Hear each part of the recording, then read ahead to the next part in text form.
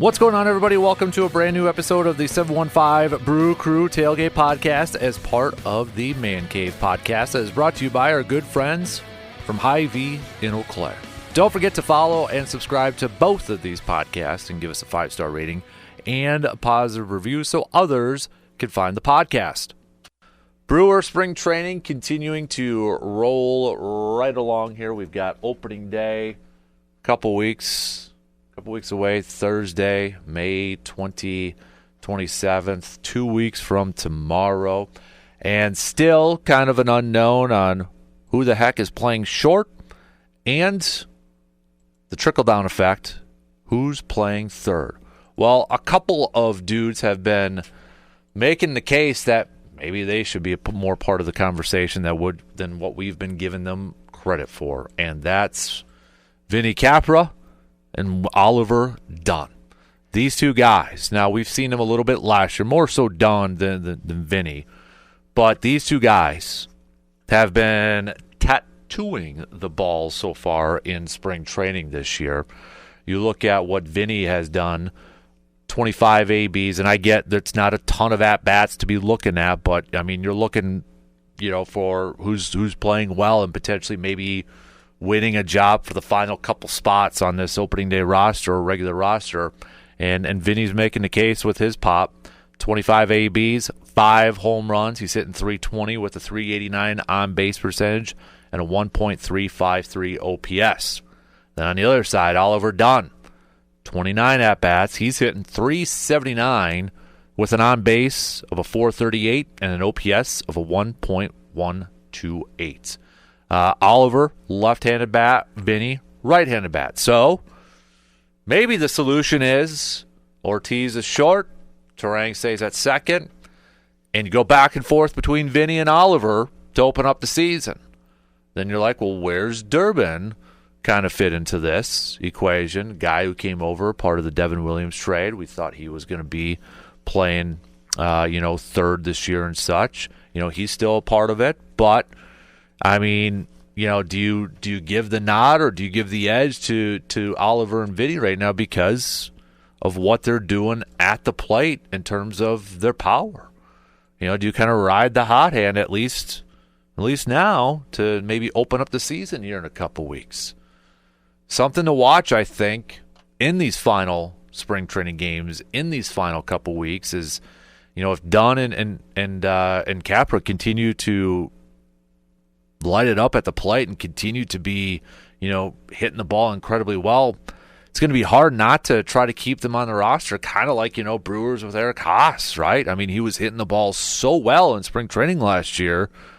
It's like, well, do we need 3 catchers? But it's like, dude, he's hitting it well, so you got to try to figure out ways to keep him on there. And I think right now, Vinny and Oliver are making that case too. Yesterday, Vinny picking up his 5th home run in the spring training game against the Cubs. Dunn picked up his 2nd home run. And then on the other corner, you got Rhys Hoskins, who has been having a fantastic spring from the plate too. He picked up his 5th home run yesterday. I mean, if Rhys Hoskins, you look at what he has done in 20 ABs, 5 home runs, .350 average, .480 on base, a 1.580 OPS. Again, I get it. It's not a ton of ABs. But, man, if we can get a Rhys Hoskins that's going to give you 30-plus home runs this year,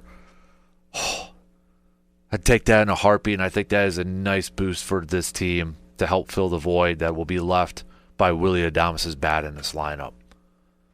I think the Brewers really, really need Rhys Hoskins to kind of maybe do what he did in 2022, 2018, where he had 30 or more home runs, just providing, being that power bat in the lineup. And, it'll help, too, if Christian Yelich can stay healthy for a majority part of the season and kind of find that power stroke that he had before he got hurt last year.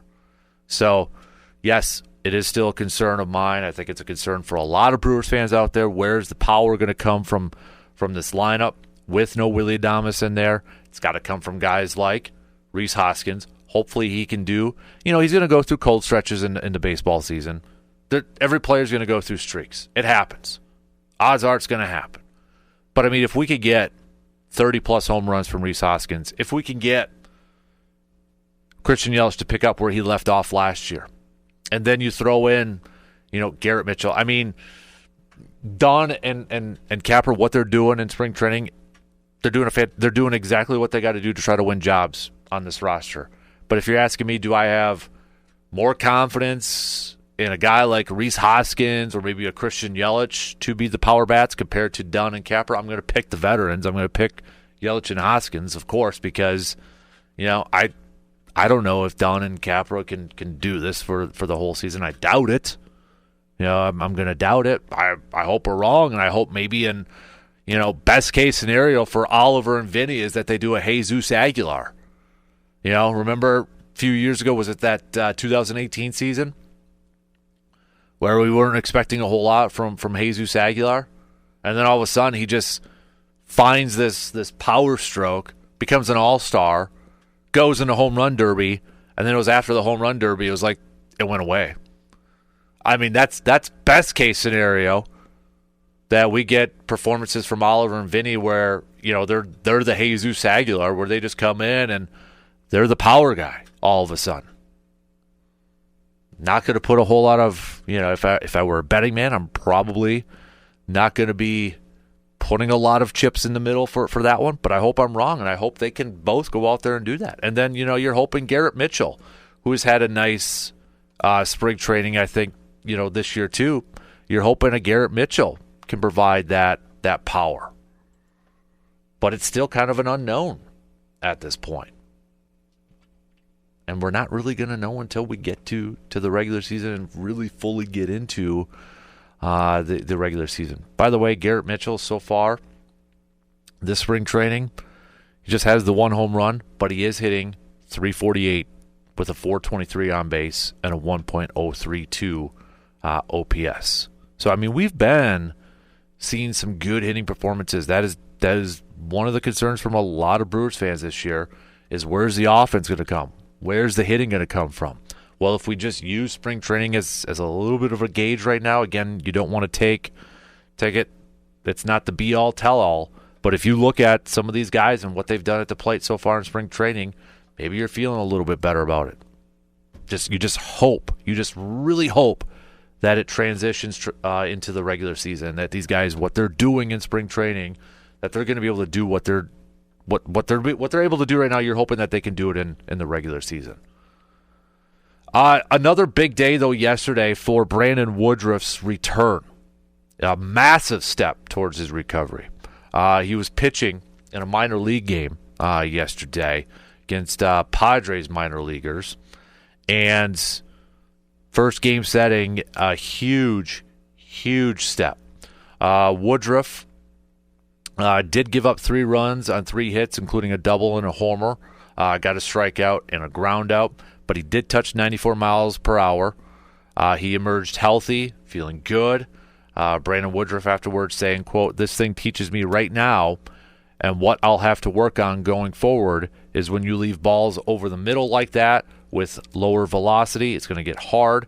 It was an emotional day just early on today, being around the guys and then with support and everything. I know it's just a minor league game, but it means a lot." So, what's his next step?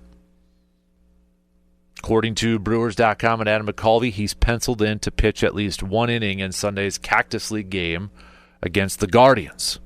It would be his first time, Brandon Woodruff's first time facing major league hitters since 2023, September of 2023. Not counting his major league teammates and Brewers teammates. So, still more steps to go, it sounds like. It says here there are still many more steps to go before Woodruff thinks about pitching in a regular season game. He'll have to build endurance over a series of spring training starts, then navigate a 30-day minor league rehab assignment. But as his velocity ticks up and his secondary stuff improves, Woodruff said his changeup particularly needs work. The end of his rehab grows nearer. Woodruff went on to say, from what I'm learning and what I'm hearing, each step you take, you get a little bump.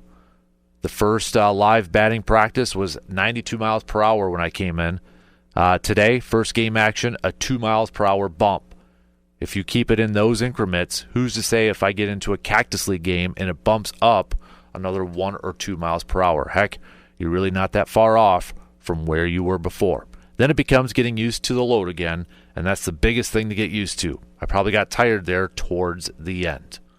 So, biggest things we're looking for Brandon Woodruff going forward: improvement in some of his pitches, the uptick in his fastball, trying to get it up a couple more miles per hour, and the endurance. And just hopefully that he's able to recover well. Now it's going to be a day removed, right? How's he feeling this morning? How's he feeling when he gets up? How's he feeling when he gets to the facilities? Is he feeling good? Because if he is, no setbacks, on to the next step. And it's clearing those emotional and mental hurdles too, right? Like he mentioned a little bit earlier, it was an emotional day for him. Going on a field, it was against minor leaguers, but it was against minor leaguers in a game setting. And I mean, the guys he's going up against are wearing different uniforms. It's not like a live BP session against his teammates. He's going up against the Padres minor leaguers. So, yeah, he's going to be emotional, and it's a mental hurdle to clear that. And the next mental hurdle that he's going to be able to clear, and an emotional hurdle he's going to be able to clear, if all things go well, it's going to be this weekend when he pitches in a Cactus League game. That's another step in the process, physically, mentally, and emotionally. And you just try to stack those wins. We talk about it in football a lot, stacking success.